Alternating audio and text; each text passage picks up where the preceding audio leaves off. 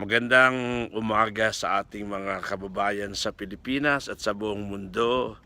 Andito na naman tayo para isulong ang ating advokasya sa kalikasan, yung tinatawag nating Project Green or God reminds everyone to enjoy nature. Napakamaaliwalas ng paligid, mainit, maganda ang simoy ng hangin at ako po ay naglalakad para mag-ehersisyo, mabanat ang ating mga buto at ating mga kasukasuan. At makikita nyo sa aking likod ang mga punong kahoy, mga bundok na pinatiling malinis, hindi sinira, inayos pa nga, pinaganda para lalong maging maganda sa ating paningin. Nandito tayo sa Angels Camp, isang property ito ng WorldMark The Club.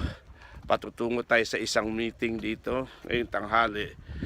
Naglalakad, nagmumuni-muni, nag-iisip kung paano natin lalong maisulong ang ating magandang proyekto. Hindi lang dito sa Amerika, kundi sa buong mundo. On behalf of the Beautiful Heart Foundation, I would like to invite everybody to support Project Green or God reminds everyone to enjoy nature. And we know that we are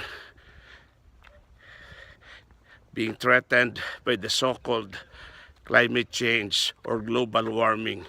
So this is the only way we can partly solve this problem or prevent such disaster to happen.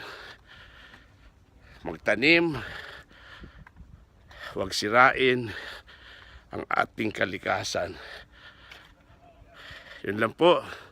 Magandang tanghali sa inyong lahat. Mabuhay po tayo mga Pilipino.